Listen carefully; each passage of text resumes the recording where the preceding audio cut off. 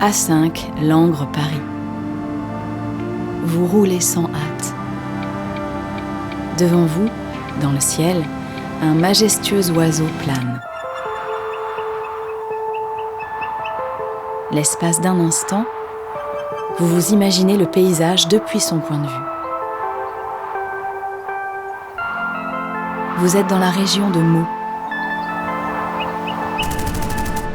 Saviez-vous qu'ici s'est déroulée, il y a plus d'un siècle, lors de la Grande Guerre, une bataille décisive qui sauva Paris de l'invasion allemande ? Et que la clé de la bataille s'était jouée dans les airs ? Chaque histoire commence quelque part. Chaque voyage a son point de départ. Chaque légende a ses racines. Vous écoutez Panorama. Une aventure contée par Denis Podalides. Sortie 15. Saint-Germain-Laxy.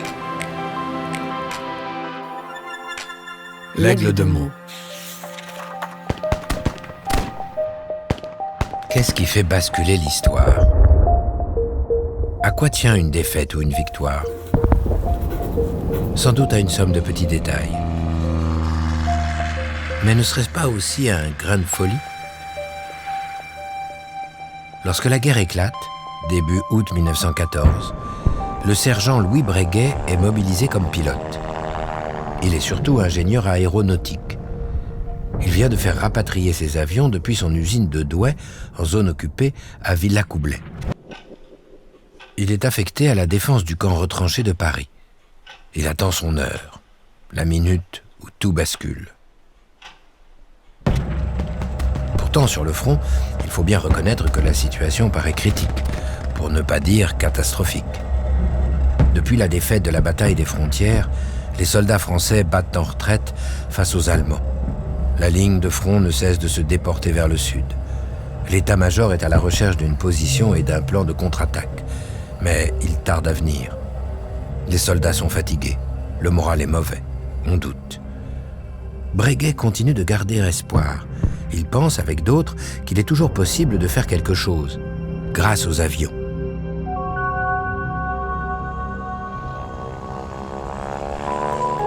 Le virus de l'aviation l'avait pris très tôt et ne l'avait jamais quitté. Petit, il remplissait ses cahiers d'écolier d'esquisses d'objets volants.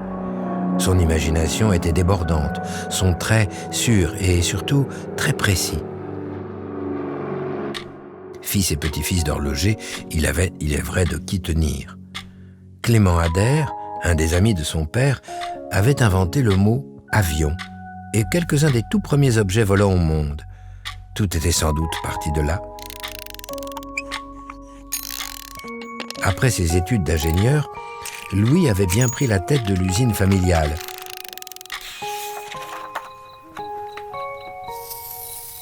Mais la nuit, dans le garage, il reprenait les plans de son gyroplane, une machine volante à décollage vertical, l'ancêtre de l'hélicoptère. Il apprit à piloter et construisit ses premiers biplans. Il enchaîna les constructions, fonda une société, vendit ses premiers avions à des pilotes sportifs et à l'armée. Il ouvrit sa propre école de pilotage pour former les militaires. En 1911, démontrant la confiance qu'il possède dans la solidité de ses machines volantes, il battit le record du monde de vitesse sur 100 km avec 1 puis 2 passagers. L'armée acheta ses avions par dizaines. Pour lui, en avion, rien n'était d'impossible. Pourtant, bloqué dans son hangar de Villacoublay, personne ne lui demande rien. Il attend bêtement des nouvelles du front. Les corps de la première armée du maréchal von Kluck avancent à travers les villes désertées. Dans leurs quelques mots de français, les Allemands s'amusent. Nous, jamais vus Français, toujours partis, vaincus. Dans 3 jours, Paris. Jolie Parisienne. Louis Breguet enrage. Le nord de la France est conquis. 2 millions d'Allemands se pressent contre les lignes alliées désunies.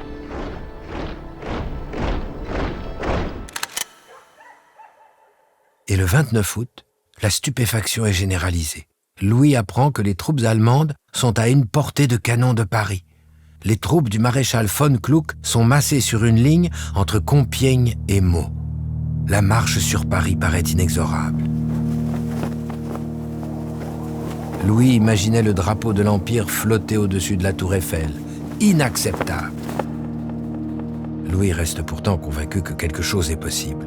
La conquête de l'air doit apporter un avantage substantiel à l'armée française. Et il n'est plus temps d'attendre l'instant décisif pour le prouver.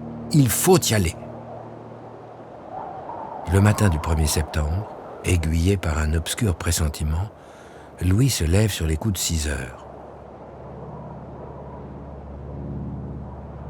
À peine plus tard, accompagné du lieutenant observateur Watteau, il s'élève dans le ciel. L'avion est un Breguet de type 4, le dernier modèle de son biplan militaire.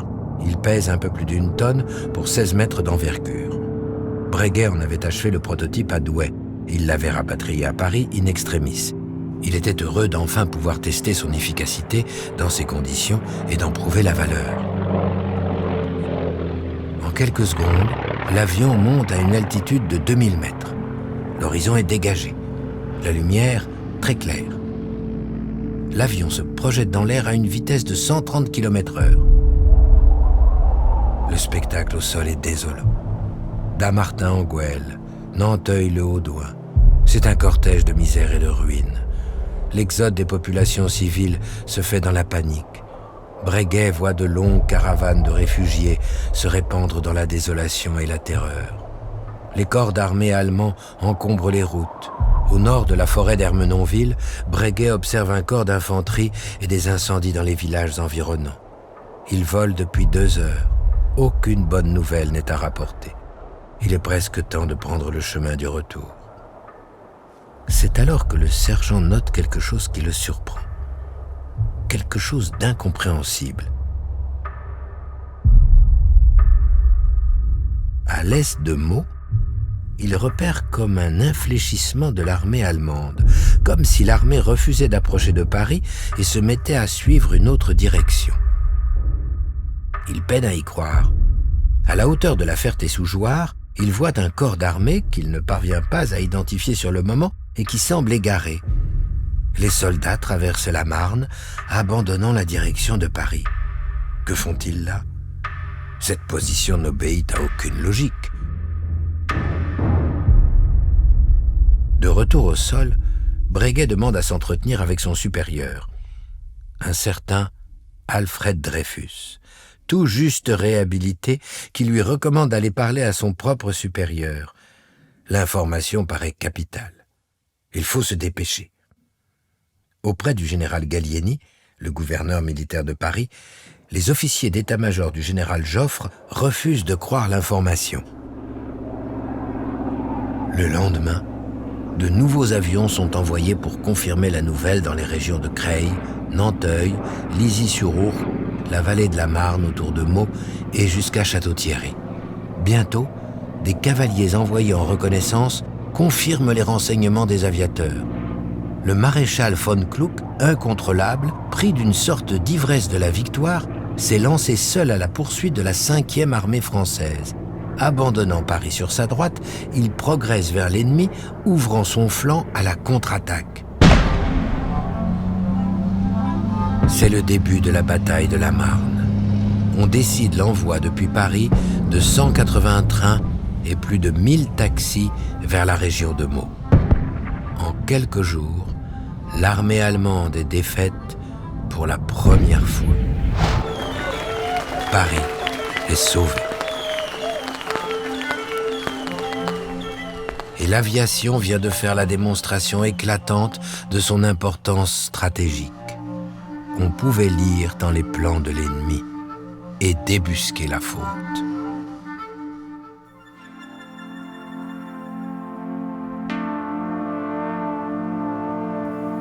Louis Breguet reçut la Croix de guerre pour cet acte exceptionnel. Il fut en même temps libéré de ses obligations militaires pour retourner à ses ateliers et dessiner de nouveaux modèles d'avions répondant aux exigences du bombardement, ce dont il s'acquitte avec succès, faisant construire dans ses usines plus de 5000 avions Breguet de type 14. avion mythique s'il en est, puisqu'en plus de sauver les militaires blessés sur le front, il transporta Saint-Exupéry sur les routes de l'Aéropostale. Mais cette histoire, nous manquons de temps pour la raconter. Au musée de la Grande Guerre de Meaux, on peut encore voir quelques avions témoins de ces affrontements, et bien sûr, les taxis de la Marne, une façon de plonger dans le quotidien des soldats.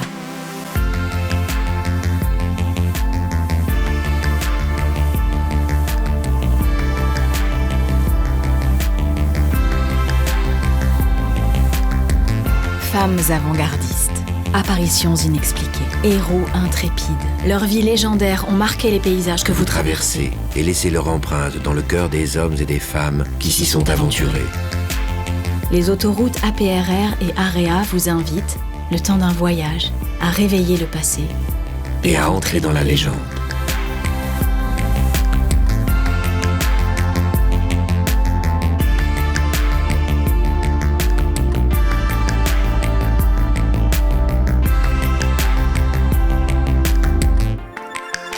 Vous avez écouté Panorama, avec les voix de Denis Podalides de la Comédie Française et Juliette Roudet. Texte, Aram Kebabjian. Musique, Germain Calsou et Charles Dolé. Réalisation, Anna Bui. À bientôt pour explorer d'autres itinéraires et d'autres légendes.